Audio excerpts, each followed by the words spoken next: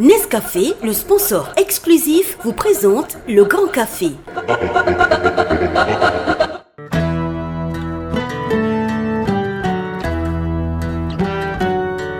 Yeti Kaito, Yeti Kaito, Yeti Kaito, Yeti Kaito, Arabo le Kaito. En tout cas, moi, mon café, c'était vraiment un bon café. C'est un très très très bon café. J'invite tout le monde à suivre l'émission Café parce que c'est une émission qui, en même temps, on trouve du tout.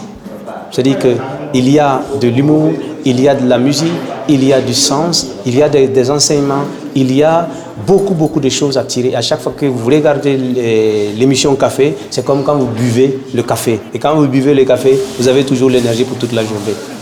Le monde tourne là. Un jeune qui a fait 100 villages est plus expérimenté qu'un vieillard qui fait 100 ans dans un même village. Yeti Kaito.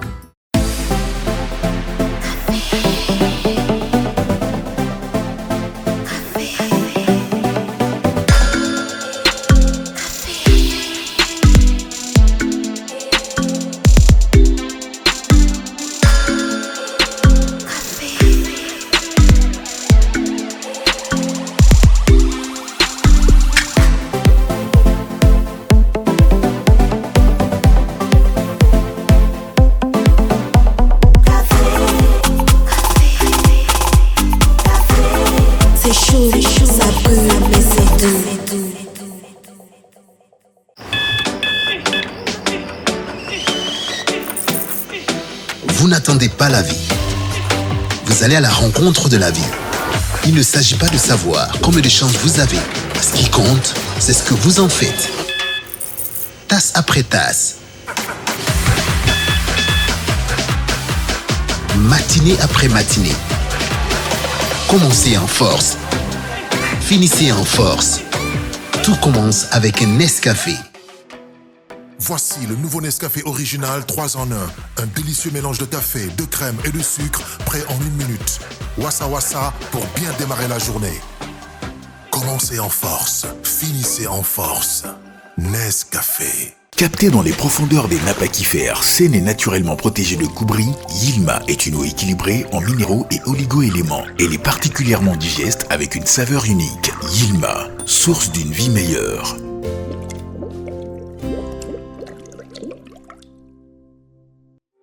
En 2021, au Burkina Faso, nous restons les numéros 1 de la vente d'électronique de dernière génération. Nous mettons à la disposition de notre clientèle de plus en plus exigeante à la technologie de pointe, des téléphones portables et accessoires intelligents, des tablettes et écrans à affichage Retina, des caméras motorisées de surveillance connectées, des ordinateurs du futur, des câbles, des connectiques, des disques durs, des téléviseurs Android, des caméras numériques professionnelles, des drones. Parce qu'on n'arrête pas le progrès, nous ne saurons vous compter le futur. Nous y sommes déjà. Burkina Mobile. Apatar Makantari. Burkina Mobile SRL. Communiquez en toute sécurité. On a toujours de belles surprises avec Orange Money. Ah oui? Oui, après les transferts à 0 francs CFA, c'est maintenant le tour des retraits à seulement, tenez-vous bien, à seulement 1%. En plus de transférer de l'argent entre comptes Orange Money partout au Burkina Faso à 0 francs CFA, payez désormais 1% de frais au retrait. Oui, 1% de frais de retrait.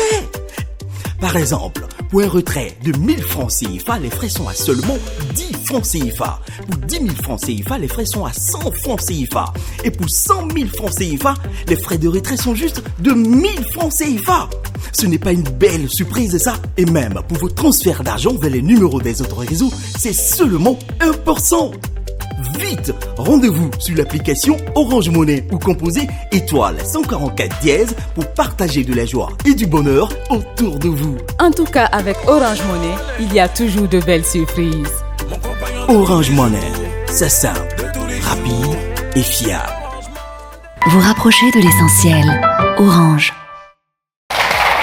Bienvenue au Grand Café. Bienvenue au Grand Café. Un café au fond de la forge, vous comprendrez tout de suite pourquoi. Celui qui vient est immense.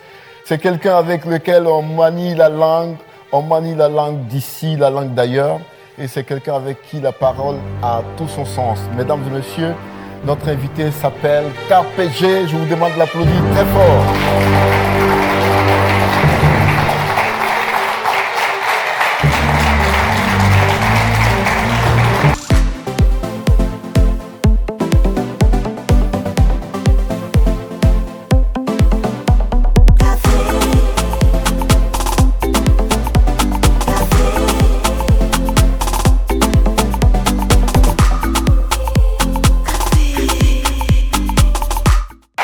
Bienvenue, installez-vous KPG. Applaudissements pour KPG. Aude Cabré est avec nous aujourd'hui. Voici Imhotep Bayala. Et celui qui nous amène, qui nous donne toujours de l'énergie, s'appelle Coach Zinaba. Voici la belle Afousatou Yelvi. Et un public hyper charmant, MNG, je vous demande de vous applaudir très fort. Et KPG n'est pas venu seul, il est venu avec les amis de la Forge. Ah oui. Ah ouais, Kato. Est-ce que c'est un boom énergique? Ouais, parce qu'il le faut. Alors, les amis, on est déjà bien installés. Et une seule photo de la toile aujourd'hui, très rapidement.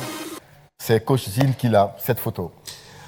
Ouais, photo de la toile oblige. Actuellement, nous sommes en pleine mise en place des instances, je dirais les organes de la transition, les organes décisionnels. Et après l'installation du président, prestation de serment et investiture, après la mise en place du gouvernement, la dernière, avant-dernière étape qui reste, puisqu'il y a un organe qui s'appelle le comité de suivi des réalisations de la transition, mais il y a surtout l'Assemblée législative de la transition à mettre en place, de 71 membres.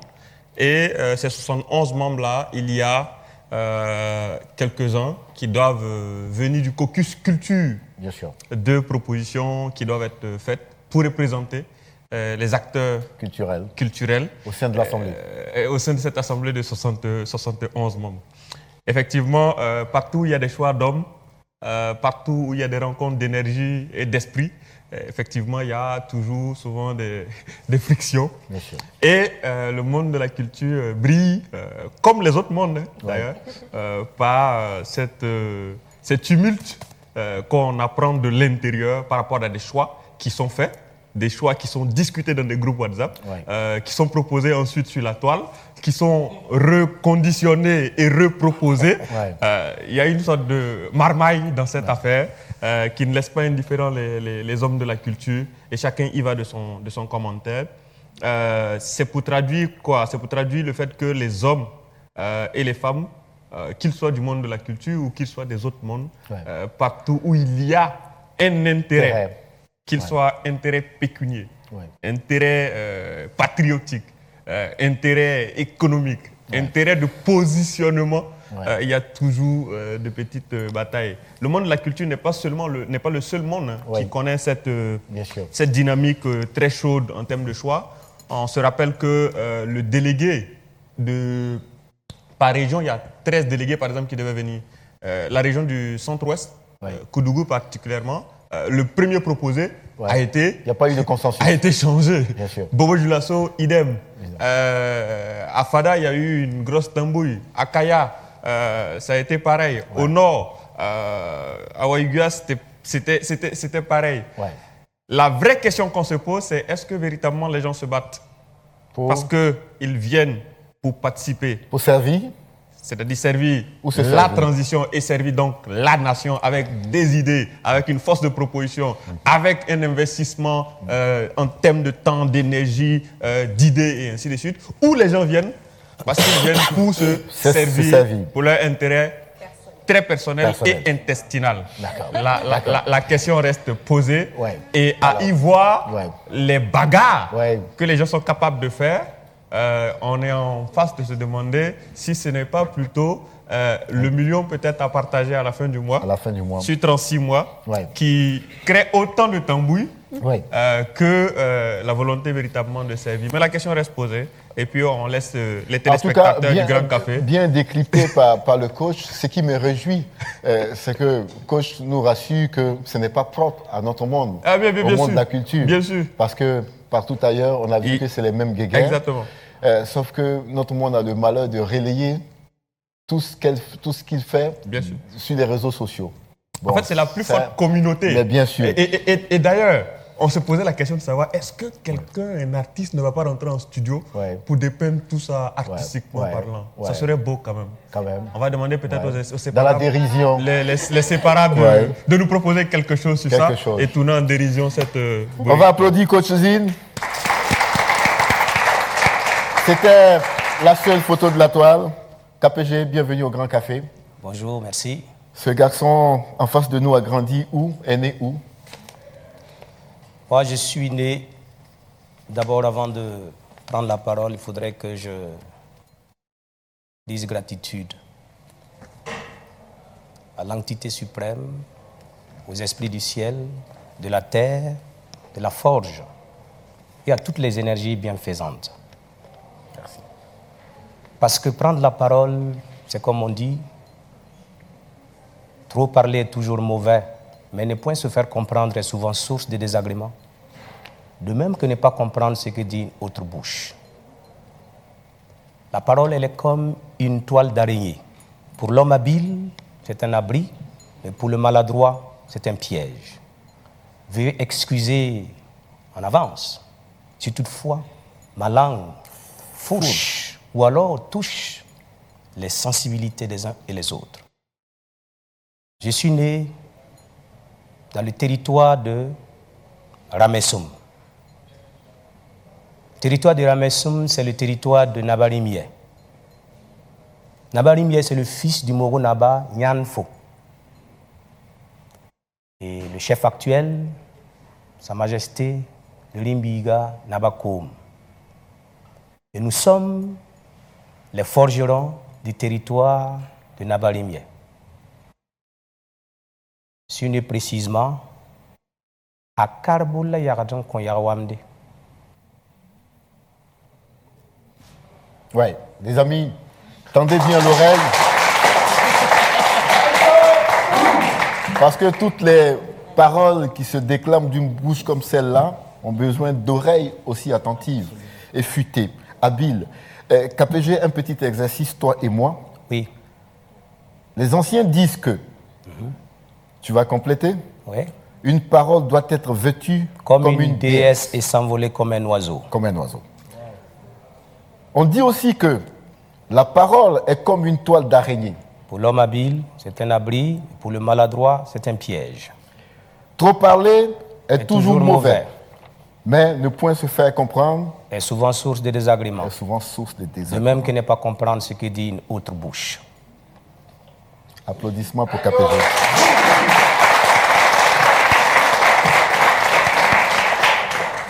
KPG naît dans quel environnement?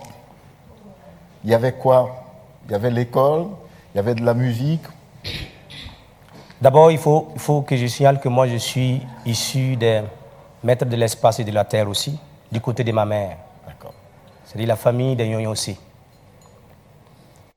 Et du côté de Pilumpiku, à côté de...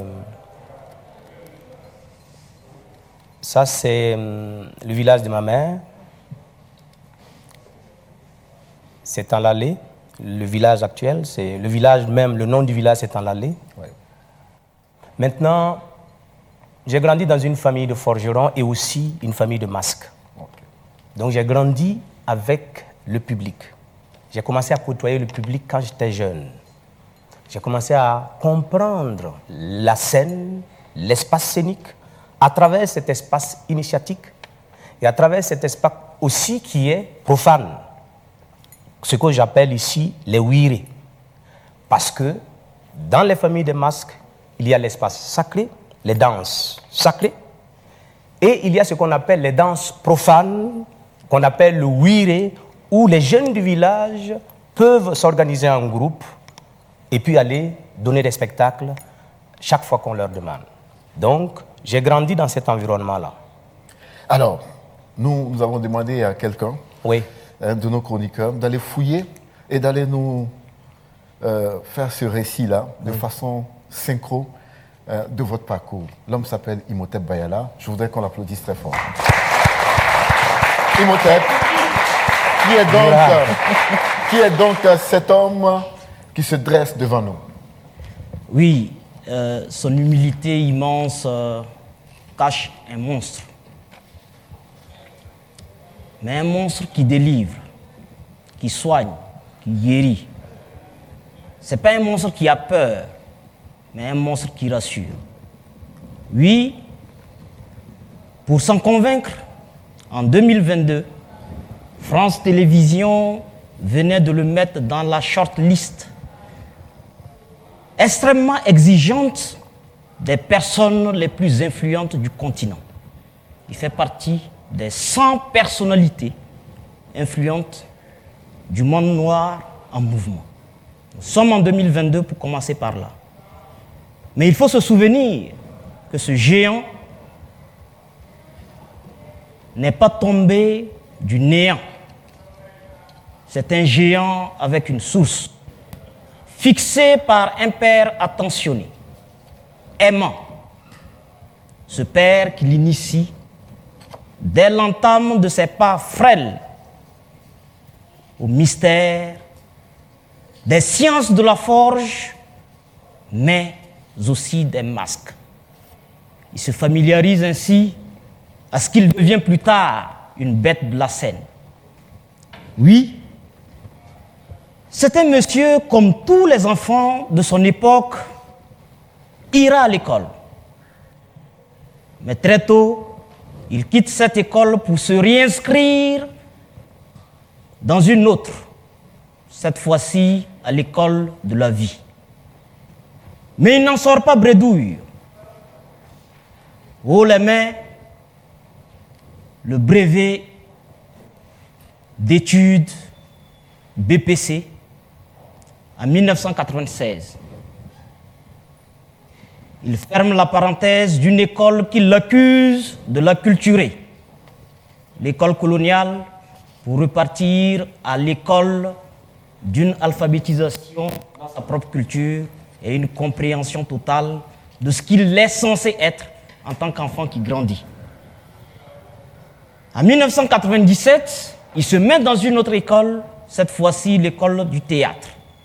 Il se forme, il galope, il se fait les marques, il tâtonne, mais reste debout.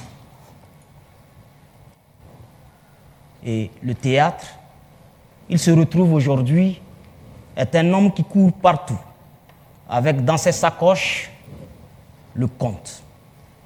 Un pan de notre patrimoine si méprisé et souvent ignoré, banalisé par certains modernistes, comme étant assez vieux pour être présent dans le monde de la modernité. Il aurait tout compris. Il a dans ses jambes une 60aine de pays parcourus, aussi bien des pays d'Afrique, des pays du Moyen-Orient, d'Asie et d'Asie mineure, d'Inde. Il a dépiécé le Canada, l'Amérique latine, mais il n'est pas revenu bredouille de cette chasse. Oui, c'est pour cela, à Wilberg, en 2009, il lui est décerné le prix du développement culturel, parce qu'effectivement, en 2008, l'homme, après avoir appris, décide de se consacrer à la transmission. Quel cadre pour transmettre? Il créa de ses propres mains. Bien qu'ayant arrêté l'école en 3e, un centre d'éducation culturelle dénommé Kumbi, avec à son actif 100 jeunes influencés au bas mot, qui aujourd'hui développent des carrières individuelles avec comptabilité internationale. Oui, aux côtés de ces prix, c'est aussi un homme qui sait manier la plume et qui sait fixer la pensée. Et comme on accuse le noir de n'avoir pas fixé sa pensée, bien que le parcours de l'histoire démontre le contraire, il revient dans la modernité pour montrer qu'on peut penser la parole par l'oralité, mais on peut aussi la penser par l'écrit. La parole a deux sources d'émission, l'écrit et l'oralité. Il emboîte ces deux pas et nous sort en 2010 un livre intitulé « Monstres du village ». Oui, monstres du village parce qu'on a tous peur de nos villages. On les fuit, on les craint. Parce que les sorciers et les sorcières nous y attendent, nous disent certaines fables abrahamiques. Parole de forgeron en avril 2013, parce que c'est un forgeron. Pas un forgeron du récit, mais un forgeron qui pratique. Parce qu'en cette année 2020, il inaugure au Centre Kumbi Culture la forge. Oui, cette forge où il va forger non seulement la vie, mais aussi les métaux pour déghettoiser l'industriel africain, parce qu'au départ de l'humanité était le forgeron, et que Mercedes, c'est un forgeron, Toyota, c'est un forgeron. Pourquoi nous, nos forgerons, doivent se limiter à la simple conception d'amulettes et de dabas dépassées par les exigences du monde moderne? Il décide de moderniser la forge et s'engage en mettant en place une équipe d'hommes et de femmes, l'atelier de la forge, qui l'initie à ce métier pour que désormais le Burkina Faso puisse être un pays qui industrialise les voitures que roulent les Burkinabés, les motos que roulent les Burkinabés. Oui, son parcours est extrêmement long, mais c'est aussi un projet à l'endroit des élèves de l'école primaire parce qu'il a compris que c'est là qu'il faut repartir ensemencer dès le début. Parce que le fer déjà fixé, pour le redresser, on va le malformer. Mais l'enfant non encore initié au désordre du monde peut être fixé pour arranger le monde. Il crée le projet Compte à l'école en 2020, ainsi qu'à sortie d'un livre. Et il ne s'arrête pas là. En 2021, il lance un grand projet, les Grandes Nuits du Conte. Ce projet qui a été précédé en 2021 par un autre Soupim. Soupim pour nous dire, tout est utile.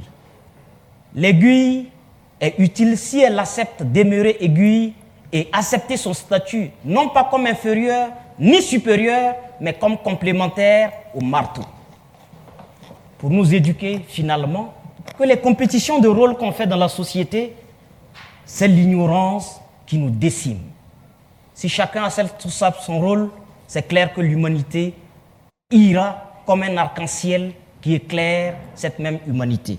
Oui, je voudrais m'arrêter là pour dire que KPG, c'est une série de titres à n'en point finir, mais je voudrais retenir un, c'est la médaille d'argent aux 6e Jeux olympiques de Beyrouth en 2020.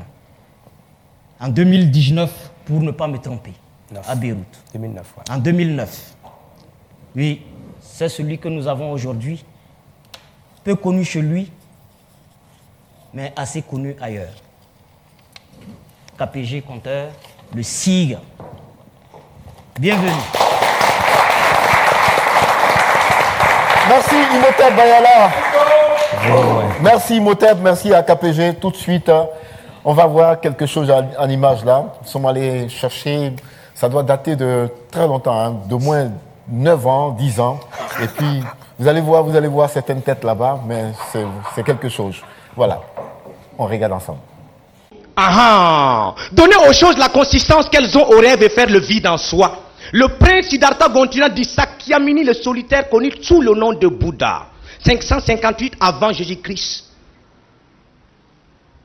L'homme doit être convaincu de comprendre l'incompréhensible car sinon il n'y réfléchirait pas. Et homme, connais-toi toi-même. Socrate, 399 avant Jésus-Christ. Les découvertes des hommes ne sont que les réminiscences des vérités que les âmes ont acquises auprès de Dieu avant leur naissance terrestre. Platon, 380 avant Jésus-Christ.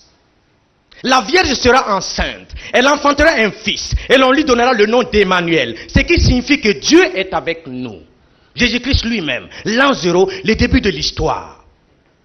Kato, ne faites pas du mal, ne rendez pas le mal pour le mal. C'est selon Abu Saïd Saad ben Malik ben Sinan, 32e hadith tiré des 40 hadiths du prophète sallallahu alayhi wa sallam. L'histoire fait revivre éternellement le héros et enterre dans l'oubli ceux-là qui n'ont rien fait de leur vie. Gobelot, 1858 après Jésus-Christ. L'histoire de l'Afrique est une histoire sans texte, mais tout ce que l'homme a pu toucher de sa main créatrice peut être considéré comme historique. Joseph Kizerbo, 1929 après Jésus-Christ. Kato. Si la termitière vit qu'elle ajoute de la terre à la terre, Maître Passeret Titenga, 1943 après Jésus-Christ. Mais quand on dit que parler n'est pas rentable, c'est pour consoler la femme qui a mis au monde un sourd-muet. KPG lui-même, 2010 après Jésus-Christ. Kato. Ça me rappelle une petite histoire. Cette histoire se passe dans un avion. L'avion a décollé, mais 15 minutes plus tard, le commandant de bord dit: passagers à bord, nous avons un sérieux problème. Il va falloir, par votre permission, vider la moitié des bagages. Est-ce que vous êtes d'accord? Les gens étaient d'accord. 20 minutes plus tard, passagers à bord, le problème là c'est dur. Il faut vider tous les bagages. Tout le monde était d'accord. Mais 45 minutes plus tard, c'est là que le commandant de bord tout triste dit: passagers à bord, là le problème est récurrent. Il va falloir vider la moitié des passagers. Y a-t-il des volontaires? Il n'y avait pas de volontaires. Le commandant de bord, pour être équitable, il a pris la liste et puis il dit: je vais appeler par ordre alphabétique en commençant par la lettre A. Il dit la lettre A. Y a-t-il des Africains dans la cabine? Il y avait des Noirs, mais ils disent qu'ils ne sont pas Africains. Là, le commandant de bord dit: ok, on va à la lettre B. Y a-t-il des Blacks dans la cabine? Non, il n'y avait pas de Blacks. Il dit: ok, nous allons continuer à la lettre C. Y a-t-il des couleurs dans la cabine? Il n'y avait pas de couleurs. Il y a un petit Africain qui était assis là avec son père. Le petit Africain dit à son père: papa, mais pourquoi on a dit Africain et puis tu n'as rien dit? Le père regarde son fils et dit: écoute, tu sais, qui t'a dit que je suis Africain? À l'heure où je te parle, je ne suis ni Africain, ni Black, ni homme de couleur. On peut décider d'être appelé nègre. Ça, c'est la lettre N, tu comprends mon fils? Mais là, à l'heure où je te parle, je ne suis pas nègre, je suis un Zoulou, la lettre Z. Kato.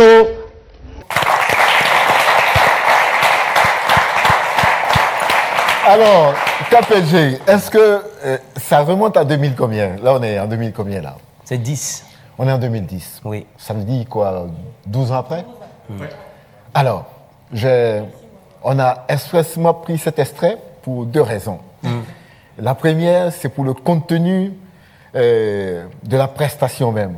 12 ans en arrière, on est encore en train de se marrer.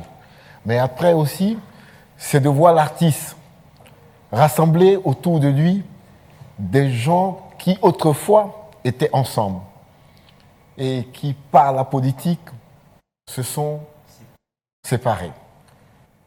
Et l'artiste a cette faculté-là d'unir les gens en temps de paix comme en temps de guerre.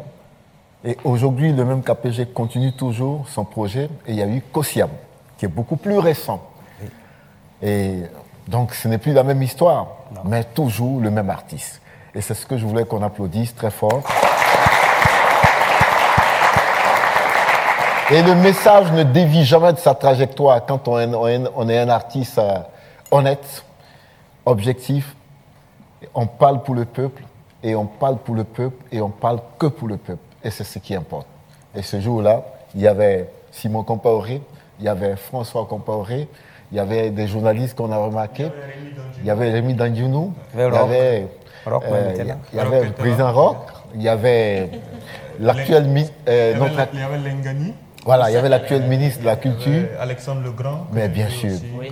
Et tous ceux-là se sont marrés. Et il n'y avait pas de couleur politique au niveau de l'artiste. C'était l'histoire que tu racontais, cet effet que ça provoquait chez les gens. On va t'applaudir encore très fort. Alors, commandant, oui. Si je ne me trompe pas, oui. C'est à l'inauguration de BF1. Oui. Voilà. les locaux dans lesquels on est. Voilà. Et voilà, comme quoi l'histoire est belle et il n'y a jamais de hasard. C'est vrai. Alors KPG, tu connais bien le principe de cette émission, c'est de partager avec toi toute cette longue expérience. J'avoue que partout où tu nous as invités pour le spectacle, on est ressorti très comblés. Très comblés. Et c'est pour d'ailleurs saluer cette action de ce que tu fais depuis des années qu'on a voulu que tu sois là avec les jeunes pour partager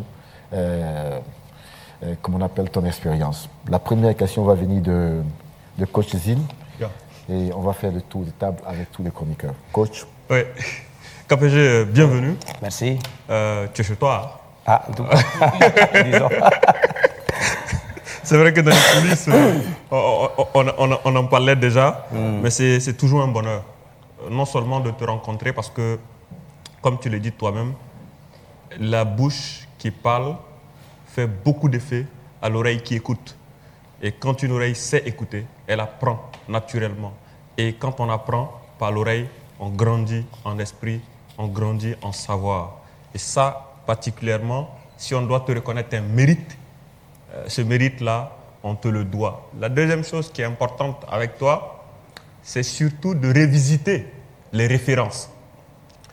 Quand on dit référence, ce n'est pas seulement que citer des noms ou citer des phrases, mais c'est rappeler des références qui nous permettent de nous reconnecter avec nous-mêmes dans notre substrat culturel et qui nous permettent d'aller au contact des autres. Ce qui crée fondamentalement non pas seulement un renforcement en plein vol, comme le dit Père son âme Osiris, mais qui nous permet aussi de rentrer en résistance quand il le faut avec les autres savoirs ou les autres cultures, quitte à les confronter et à tirer le meilleur de nous-mêmes.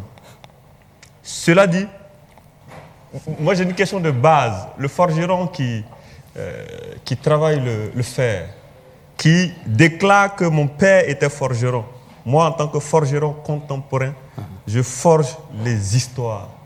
Est-ce que le petit Mossi de Arbolé n'est pas en contradiction avec le forgeron qui était commis à une tâche de caste? Merci pour la question. D'abord, je voudrais qu'on rectifie quelque chose d'abord, c'est le style Mouaga. D'abord, c'est Mouaga qui est singulier et Mossé pluriel. Okay. D'accord. Maintenant, ce qu'il faut savoir, c'est que la forge a toujours été dynamique. Ce n'est pas un métier statique, c'est un métier qui bouge. Et quand on prend le développement de la forge, pour parler de la forge, il faut repartir dans l'histoire, c'est-à-dire il faut partir du four traditionnel. Au four traditionnel ou au fourneau, à la sidérurgie, à la technologie. Aujourd'hui, on parle de technologie, mais on oublie que la technologie, la mère de la technologie, c'est la forge. Les gens, quand ils voient l'évolution de nos forgerons, surtout ici, au village, moi je suis forgeron, mais quand je regarde les dabas qu'on fabriquait il y a longtemps, ça a évolué, petit à petit. Après, maintenant, c'est devenu au niveau des chaluts. Puis après, j'en passe. Dire que le forgeron, c'est quelque chose qui est antinomique par rapport à la forge contemporaine telle que nous considérons la forge, je trouve que c'est... Non. Parce que la forge a toujours été dynamique. Et on ne peut pas confiner la forge au niveau seulement des dabas que nous on fabrique seulement ici. Parce que ce qu'il faut savoir, c'est qu'il y a une rupture de transmission. Et comme il y a une rupture de transmission, ce qui fait que, en fait, aujourd'hui, les gens ont tendance à penser que la forge, il y avait seulement que les dabas. Avant, on fabriquait des fusils aussi. Mais il faut qu'on re-questionne l'histoire. Mais on continue. De toute façon, on va en parler. Traditionnellement, en fait, par rapport à la question de Zinaba, traditionnellement, chez les Mossé, est-ce que les forgerons, ce sont des conteurs? Ce n'est pas une tâche qui était plus pratiquée par les griots et... D'abord, ça c'est déjà une fausse histoire, le fait de penser qu'un conteur c'est un griot. D'abord, il faut savoir c'est quoi un griot. Un griot est rattaché à un roi qui raconte l'histoire par les chansons. Le griot est plutôt musicien que conteur. Mais le griot peut raconter des histoires. Mais le griot n'est pas forcément un conteur. Dans toutes les sociétés, il y a des conteurs. Sinon, on va dire qu'il y a des sociétés qui ne connaissent pas le griot. Ce qui veut dire que si vous dites que le griot est conteur, donc ça veut dire que les sociétés où il n'y a pas de griot, ils ne connaissent pas le conte. Donc, c'est-à-dire, moi, par exemple, dans notre société, quand on prend chez les Mossé, comment on appelle le griot d'abord chez les Mossé? Allez-y, dites-nous. Non, je vous pose la question. Parce qu'à partir de là, on pourra maintenant définir c'est quoi un griot. Parce qu'un griot, ce qu'il faut savoir, c'est ce qu'on appelle les bendas chez nous. Mais est-ce que le benda, c'est un conteur? Un bendre, c'est un conteur? Les bendas qui sont ici, est-ce que c'est un conteur? Le griot, ici chez nous, on l'appelle par l'instrument qu'il joue. Le griot, s'il joue un lunga, on l'appelle lunga. S'il joue un bendre, on l'appelle bendre. S'il joue gangaoro, on l'appelle gangaoro. S'il joue un wira, on l'appelle wira. Mais il n'y a pas de conte dedans. Mais ça ne l'empêche pas de raconter des histoires. Donc, pour dire le conte avec un forgeron, moi, ce qu'il faut savoir, c'est que être forgeron, ce n'est pas seulement marteler le fer. Ce n'est pas seulement travailler, aller chercher le minerai. C'est toute une philosophie. C'est l'observation et l'écoute de la nature. Par exemple, quand nous, on va chercher le minerai, les différents types de minerais, je vais vous les expliquer. Comment on cherche le minerai? Le minerai, quand on va chercher le minerai, on utilise un procédé. À travers l'orteil, c'est une barre de fer qu'on utilise, on met entre l'orteil et puis on tape. En fonction de la résonance, on va savoir que dans le sous-sol, il y a du fer. Il y a aussi l'observation des éléments de la nature tels que les plantes, les herbes. Une fois que tu remarques telle plante ou telle herbe sur un espace bien déterminé, démontre qu'en fait, il y a ce qu'on appelle le fer, le minerai de fer. Et donc, dans les différents types de minerais de fer qu'on a, il y a les basanré, il y a le sidra, il y a le rudum, il y a quoi, kukuga, kukom. Et en fonction de la qualité de fer qu'on veut, on cherche les minerais et puis on fait. Et puis on va faire ce qu'on appelle la réduction du fer. On va extraire le minerai, on vient au fourneau, on va faire le procédé, la réduction du fer, et après maintenant, on retire ce qu'on appelle la loupe. Et c'est la loupe qu'on va encore repartir au niveau de l'atelier, faire l'affinage, pour pouvoir trouver le fer en martelant. Alors, KPG, oui. Quand on t'écoute, c'est très passionnant. En même temps, on se demande, parce que tu l'avais dit à l'entame de cette émission, la forge est dynamique. Ouais. Et les procédés aussi changent. Ouais. Quand on regarde aujourd'hui avec l'évolution technologique, oui. A-t-on encore besoin de... Est-ce qu'on ne peut plus, on ne doit pas se passer Est-ce que c'est juste l'intérêt culturel qui nous amène à garder toujours ces pratiques-là ou tout simplement on peut mettre ça aux oubliettes, ceci dit, il y a des nouvelles technologies, on n'a plus besoin de mettre le truc entre les orteils. On risque de se briser les orteils. Je vais répondre à la question. Vous savez, on est dans deux systèmes. Oui. Le système moderne, inspiré du système occidental, oui, et le système traditionnel inspiré de nos valeurs. Bien sûr. Mais malheureusement, le système moderne ne prend pas en compte nos valeurs et nos savoir-faire endogènes. Bien sûr. Le système moderne n'a pas réussi à mettre en lumière ces valeurs-là. Ce qui fait que nos valeurs, nos savoirs et savoir-faire anciens se retrouvent placés dans un système que c'est folklore. Bien sûr. Ce n'est pas la faute à nos savants, c'est-à-dire les alchimistes que nous sommes.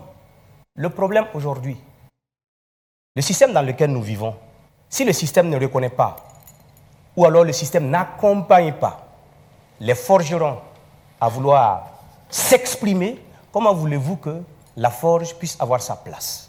Parce que déjà, quand tu dis que tu es forgeron, les gens, ils ne savent même pas quelle est la place du forgeron dans la société. Quel est le rôle du forgeron dans la société? Est-ce que le forgeron, ce n'est pas seulement, comment on appelle, comme vous l'avez dit, juste pour faire mal au truc? Non, ce n'est pas seulement ça. Non. En fait, pourquoi moi j'ai décidé de faire un atelier semi-industriel? Parce que j'ai compris que les autres forgerons l'ont fait. Je ne suis pas le seul à le faire. Ouais. J'ai visité les forges, les compagnons du devoir. J'ai visité aussi les forges des samouraïs japonais. Les Japonais sont toujours fiers de leur épée.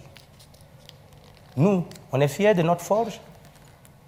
On va encore nous ridiculiser en disant « Ouais, mais vous êtes toujours dans vos anciens trucs. » Non, c'est parce que on a toujours rejeté notre culture. On a toujours rejeté nos valeurs. Quand on se disait « Ok, on va accompagner nos forgerons qui vont essayer de travailler leur couteau. » Combien de maisons utilisent des couteaux ici? Si on avait mis en place un système pour accompagner les couteliers. Aujourd'hui, ça fait non seulement ça crée de l'emploi, ça va donner également ça va donner beaucoup plus de création, ça va permettre aux gens de pouvoir faire des choses. Voilà. Est-ce que ce n'est pas à la forge aussi de s'adapter à la modernité? Oui, la forge s'adapte déjà. Hein. Parce qu'un couteau de cuisine chez moi à la maison, il doit être beaucoup plus raffiné avec le manche très bien élaboré. Tu vois, il y a un peu d'esthétique, il y a un peu de côté pratique. Voilà. Est-ce que la forge ne devrait pas s'adapter? La forge s'adapte toujours, mais le problème, c'est ce que je vous ai dit tout à l'heure. Si, par exemple, il n'y a pas d'intérêt pour notre forge, comment voulez-vous que les forgerons puissent commencer à créer? On a vu, parce que les gens, quand ils pensent forgeron, ils pensent seulement marteler le fer. Tout ce qui est soudure fait partie de la forge. Tout ce qui est coutelier fait partie de la forge. Tout ce qui est taillandier fait partie de la forge. Ferronnerie, ça fait partie de la forge. C'est-à-dire que tout ce qui est travail de métal, tout ça, c'est de la forge. Mais seulement, la forge a évolué. Aujourd'hui, on voit la forge au niveau du forgeage, au niveau de la transformation, au niveau du moulage, et on oublie les bijoux.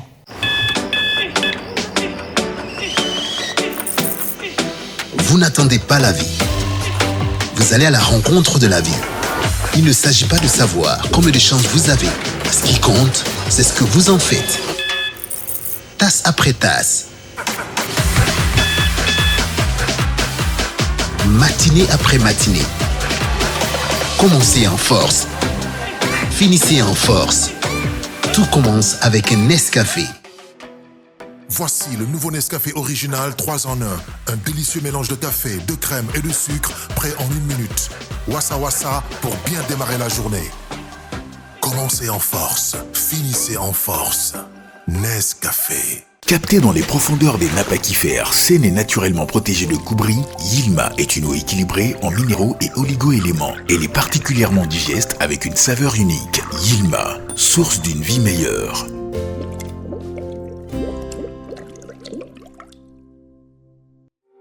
En 2021, au Burkina Faso, nous restons les numéros 1 de la vente d'électronique de dernière génération. Nous mettons à la disposition de notre clientèle de plus en plus exigeante à la technologie de pointe, des téléphones portables et accessoires intelligents, des tablettes et écrans à affichage Retina, des caméras motorisées de surveillance connectées, des ordinateurs du futur, des câbles, des connectiques, des disques durs, des téléviseurs Android, des caméras numériques professionnelles, des drones. Parce qu'on n'arrête pas le progrès, nous ne saurons vous compter le futur. Nous y sommes déjà. Burkina Mobile. Apatar Makantari. Burkina Mobile SRL. Communiquez en toute sécurité. On a toujours de belles surprises avec Orange Money. Ah oui? Oui, après les transferts à 0 francs CFA, c'est maintenant le tour des retraits à seulement, tenez-vous bien, à seulement 1%. En plus de transférer de l'argent entre comptes Orange Money partout au Burkina Faso à 0 francs CFA, payez désormais 1% de frais au retrait. Oui, 1% de frais de retrait. Par exemple, pour un retrait de 1000 francs CFA, les frais sont à seulement 10 francs CFA. Pour 10 000 francs CFA, les frais sont à 100 francs CFA. Et pour 100 000 francs CFA, les frais de retrait sont juste de 1000 francs CFA. Ce n'est pas une belle surprise ça? Et même pour vos transferts d'argent vers les numéros des autres réseaux, c'est seulement 1%. Vite, rendez-vous sur l'application Orange Monnaie ou composez étoile 144 dièse pour partager de la joie et du bonheur autour de vous. En tout cas, avec Orange Monnaie, il y a toujours de belles surprises. Orange Monnaie, c'est simple, rapide et fiable. Vous rapprochez de l'essentiel. Orange.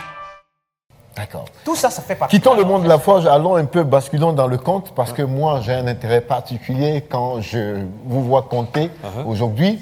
Et pour notre génération aussi, qui a connu le conte à la télévision, et la place que le conte occupait, et occupe toujours dans certaines contrées. Hein.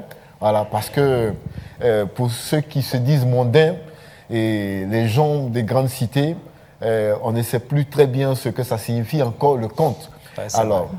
Quelle est la place du conte dans nos écoles d'abord, pour parler aux plus petits, parce que c'est avec eux qu'on transmet mieux et que les choses perdues dans le temps. La place du conte, c'est clair que le conte a muté. D'accord. Le conte se retrouve aujourd'hui au niveau des dessins animés. D'accord. Dans le cinéma. Ok. Le conte se retrouve aussi dans le théâtre. D'accord. Dans la danse. Dans la musique. Partout. Dans la musique. Ouais. Partout, on trouve le conte. D'accord. Le conte se retrouve aujourd'hui sur le réseau social. Avant, c'était autour du feu. D'accord. Mais maintenant, le conte s'adapte. Et maintenant, c'est que la plupart du temps, on compare le conte traditionnel, tel qu'on voyait, tel qu'on racontait de façon traditionnelle, au système moderne. Puisque ce n'est pas le même système. D'accord. Le système traditionnel, le système de nos ancêtres, il y a un espace bien déterminé. Alors que le système moderne, on raconte la journée, on raconte partout, quand on peut. Alors que dans le système traditionnel, on racontait que les soirs. Donc ça veut dire que ce n'est pas le même système. Donc du coup, je dis que le conte a muté. Le conte maintenant est partout, mais n'est pas seulement que les soirs qu'on raconte maintenant. Au point que certains vous assimilent non seulement au conteur, mais aussi au slammer. C'est ça. Est-ce qu'on peut dire que KPG est un slammer? Merci. Et je ne suis pas slammer. Il y a des gens même qui ont dit que moi je suis humoriste. D'accord. Est-ce que vous avez un problème particulier avec l'humour? Non, moi je n'ai pas de problème avec l'humour, mais j'ai un problème de nomination. Ah, voilà. Parce que moi, je sais dit que quand à Morée, on dit Yur pour Ringa. Quand on nomme quelqu'un, c'est pour le différencier de l'autre. Donc on ne peut pas l'appeler par le nom de l'autre.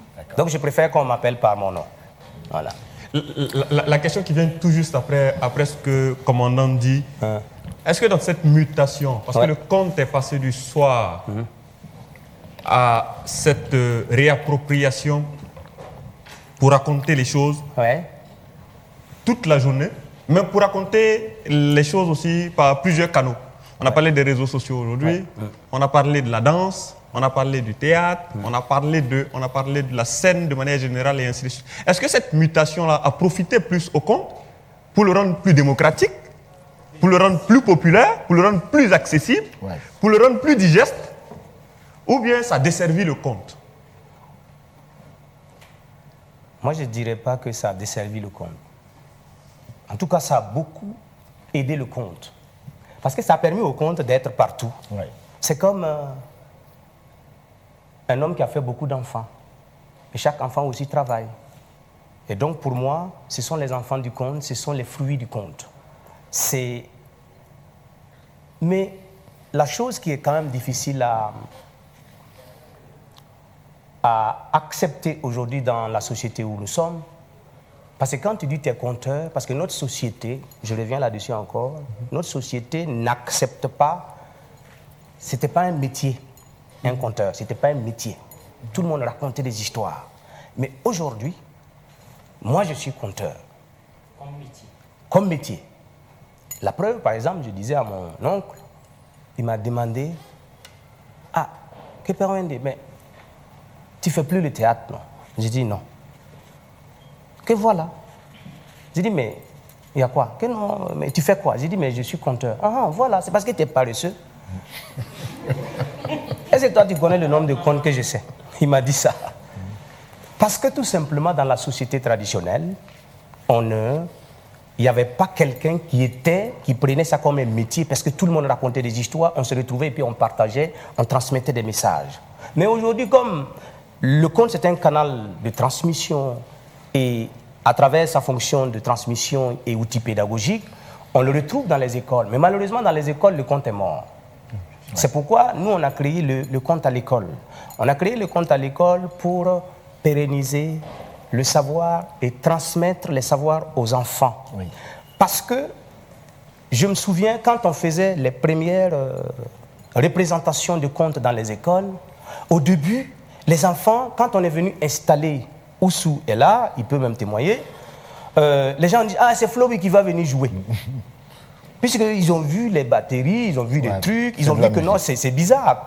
Après, on dit que c'est un conteur qui vient. Ils étaient étonnés. Et à la fin, ils étaient tous là. Et tous les enfants, chacun a voulu raconter une histoire.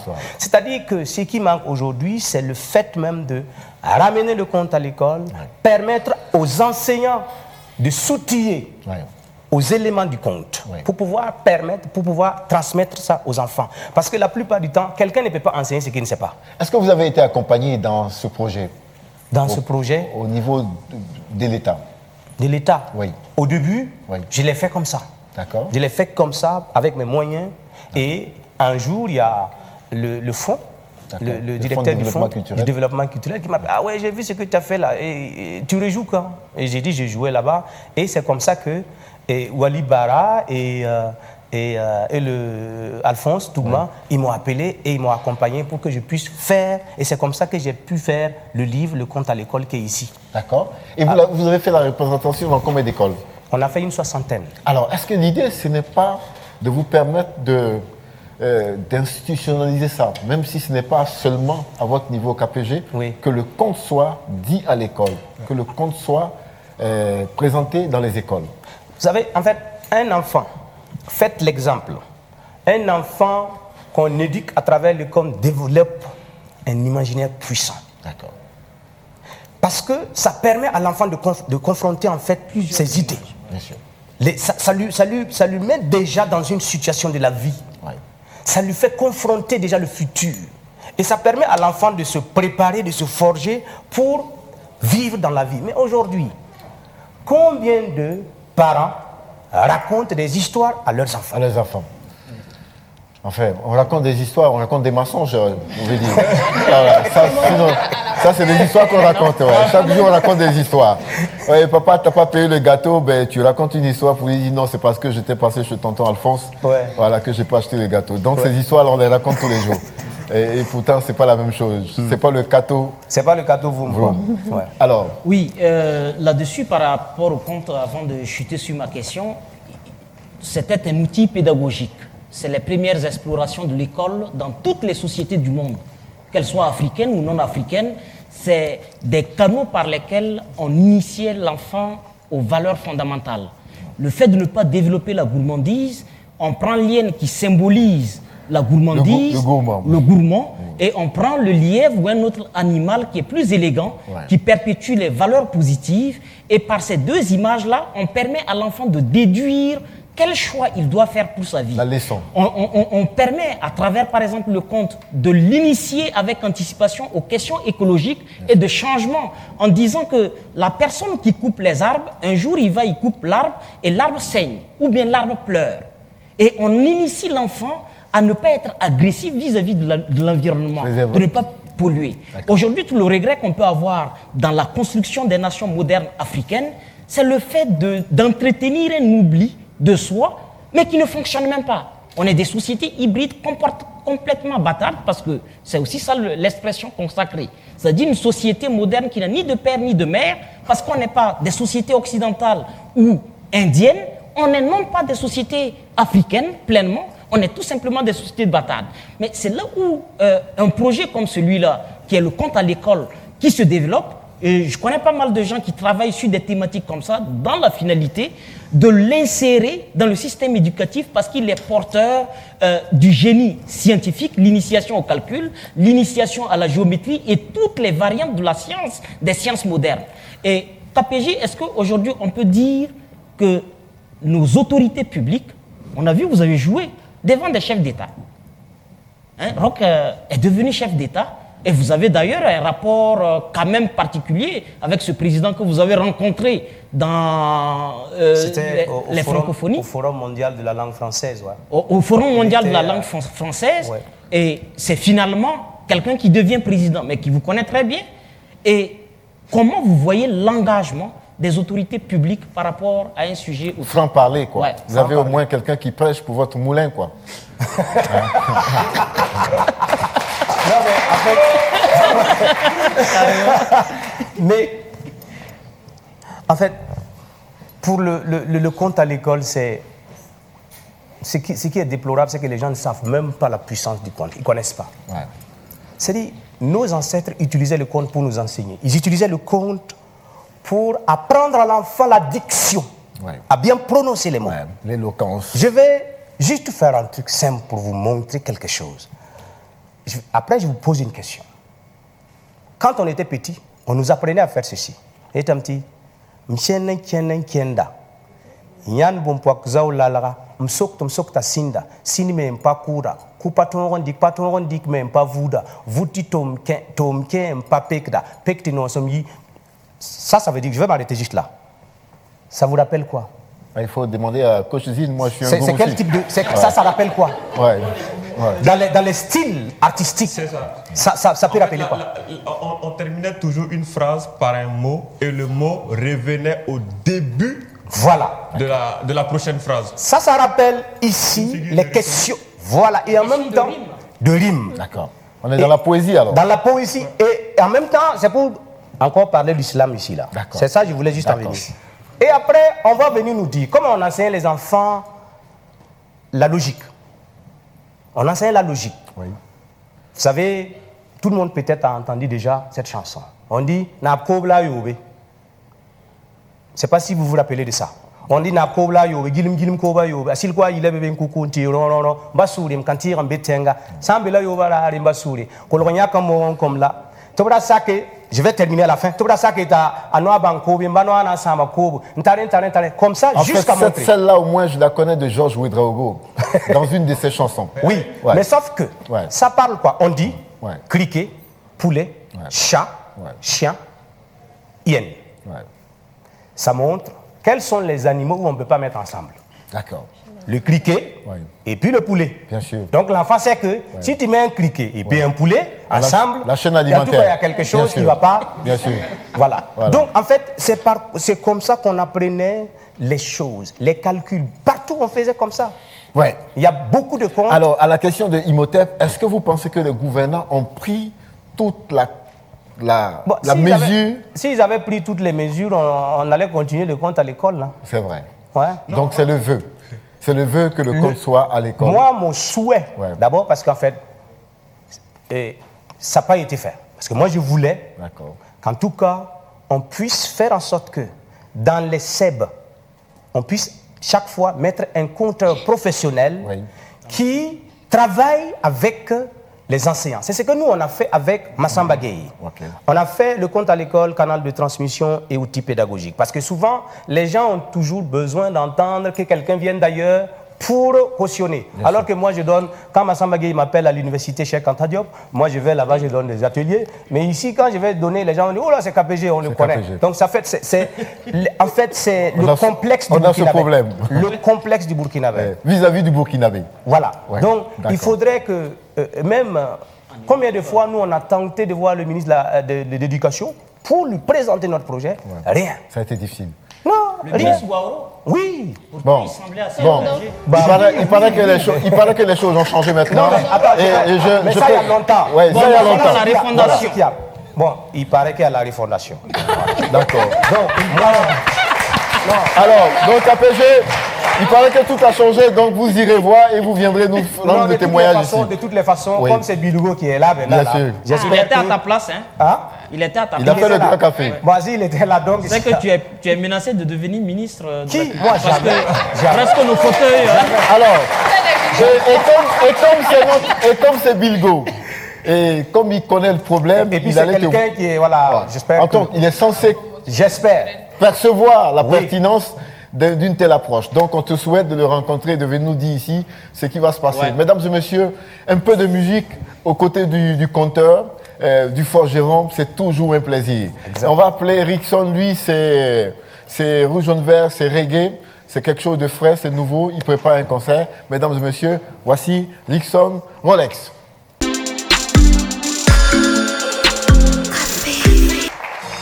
origines de la dette remontent aux origines du colonialisme. Ceux qui nous ont prêté de l'argent, ce sont ceux-là qui nous ont colonisés. Ce sont les mêmes qui géraient nos États et nos économies. Ce sont les colonisateurs qui endettaient l'Afrique auprès des bailleurs de fonds, leurs frères et cousins. Nous étions étrangers à cette dette. Nous ne pouvons donc pas la payer. N'est plus là, mais l'esprit Sankara est là. Tourne Sankara. Sankara, tourne Sankara. N'est plus là, mais l'esprit Sankara est là. Tourne Sankara.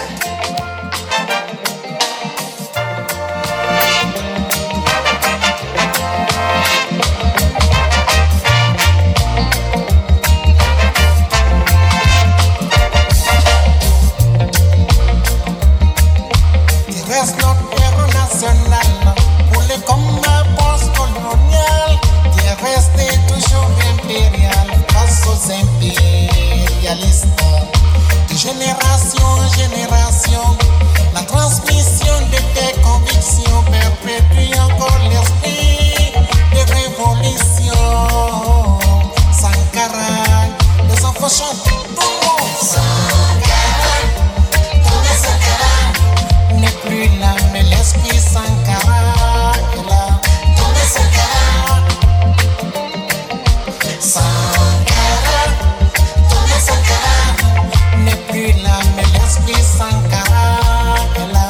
Tournez Sankara, yeah.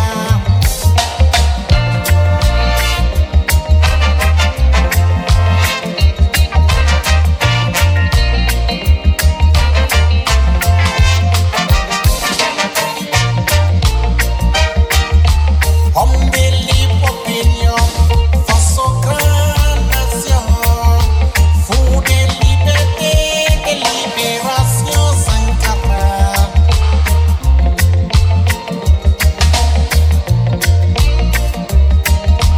Homme de libre opinion, face aux grandes nations, fou de liberté, de libération, Sankara. L'Afrique ne t'oubliera pas, Sankara, Sankara. L'Afrique ne t'oubliera pas, Sankara, Sankara. L'Afrique ne t'oubliera pas, Sankara. L'Afrique ne t'oubliera pas, Sankara. L'Amérique du Sud a son Che Guevara, Sankara. Le Congo, Patrice Lumumba, Sankara. L'Afrique du Sud, Nelson Mandela, Sankara. L'Afrique de l'Ouest n'oubliera pas de Sito Sankara, Sankara, Sankara, Sankara, Sankara, Sankara. La France-Afrique, François Mitterrand, quelle salsa. 15 octobre 80. Rickson, reste là. Bienvenue au Grand Café, cher ami. Yes, c'est un plaisir pour moi. Pas très essoufflé, hein? Non, ça peut aller. Parce que c'est pas le Rickson qu'on a connu il y a 10 ans. 10 kilos en plus. Ouais. Bon, d'accord. Thomas Sankara n'est plus, mais l'esprit Sankara demeure. Est-ce que c'est une belle formule, c'est joli dans la formule, mais dans la réalité, est-ce que les jeunes incarnent le Sankara dont on parle tant? Est-ce que les jeunes sont prêts au sacrifice? Pas la langue de bois, hein. Ce qui fait joli à la télévision, on va se départir de ça. Parlons vraiment. Ouais. Bon, c'est un cri de cœur, parce que j'invite toute la jeunesse à incarner cet esprit Thomas Sankara. Ouais. Cet esprit doit vivre dans toute la jeunesse. Et ça doit se manifester. Parce que c'est une chanson qui rend hommage vu le sacrifice qu'il a accepté, consenti au prix de sa vie pour que nous puissions vivre libres et dignes. Donc j'invite toute la jeunesse à incarner cet esprit Thomas Sankara. D'accord. Pour ce qui est de l'hommage, nous sommes tous d'accord là-dessus. Yes. Et pour ce qui est du sacrifice, nous sommes encore en phase avec vous. Yes. Mais la question, elle est pertinente. Est-ce que nous, les jeunes, aujourd'hui, nous incarnons vraiment l'esprit Sankara? Pour parler franchement. Ça, c'est une question. Toi, en tant que l'artiste, c'est quelqu'un qui observe aussi et qui a son point de vue sur la société. Quand vous regardez, vous jetez votre projecteur sur la société, notre mode de vie, nos envies et toute notre façon de se distraire, de prendre du plaisir, à se retrouver un peu dans les lieux de loisirs, est-ce qu'on est vraiment conscient de ce que Sankara nous a légué? Bon, je dirais pas, c'est pas toute la jeunesse, mais il y a pas mal de jeunes qui incarnent cet esprit Thomas Sankara. Donc, cette chanson, c'est pour inviter encore la jeunesse d'incarner plus cet esprit Thomas Sankara. D'accord, c'est une invite alors? C'est une invite. D'accord. Yes. Je ne vais pas vous embêter encore plus, mais en fait, c'est tellement le refrain facile de parler de Sankara, mais je suis d'accord avec toi, il faut que la jeunesse soit beaucoup plus digne de ce slogan, parce que on lève le poing, on dit le slogan, mais après, dans nos comportements de tous les jours, j'avoue que je disais à un ami, si Sankara devait revenir, il ne serait pas d'accord avec beaucoup d'entre nous. Une chose est de le dire, mais une autre est de l'incarner. On va parler de vous, c'est un album d'environ une dizaine de titres. Ouais, c'est un album de 10 titres. Maintenant, ceux qui vous ont perdu de vue, parce qu'il faut dire la vérité aussi, vous n'êtes pas là, vous êtes aux États-Unis et vous êtes revenu, il y a un concert qui se prépare. Parle-nous de ce concert. Ouais, il y a un concert dédicace qui aura lieu le vendredi 18 à 19h côté Stressed Out. D'accord. Ça sera carrément un concert live. C'est du live. Une messe qu'on va célébrer ensemble. Donc j'invite tout le monde à effectuer le déplacement. Et les CD, les clés USB seront en vente. Donc, chacun n'a qu'à essayer de procurer parce que c'est une leçon et puis cet album, ça éduque beaucoup. D'accord. Des messages positifs. Il faut faire le tour du rond-point des Martyrs puisque c'est aussi l'image de Thomas Sankara qui plante là-bas.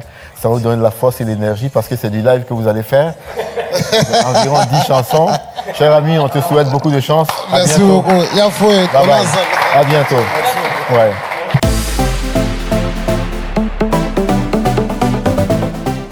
Sura yiki, tazek sebro, sebera, massif sebro, mbilibudo fubabra, ningudanya. Par exemple, mon spectacle Kosiam, j'ai écrit Kosiam 2. Oui. Kosiam 2, je l'ai jamais fait. D'accord. Parce que dans Kosiam 1, on parle de l'insurrection. Oui. Et dans Kosiam 1, comme on parle de l'insurrection, dans Kosiam 2, on parle d'une crise. D'accord.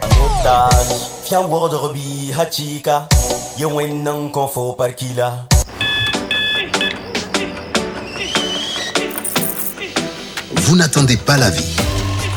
Vous allez à la rencontre de la vie. Il ne s'agit pas de savoir combien de chances vous avez. Ce qui compte, c'est ce que vous en faites. Tasse après tasse. Matinée après matinée. Commencez en force.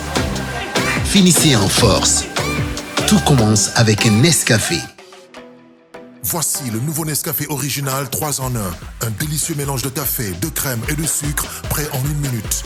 Wassa Wassa pour bien démarrer la journée. Commencez en force, finissez en force. Nescafé. Capté dans les profondeurs des nappes aquifères, saine et naturellement protégée de coups bris, Yilma est une eau équilibrée en minéraux et oligo-éléments. Elle est particulièrement digeste avec une saveur unique. Yilma, source d'une vie meilleure.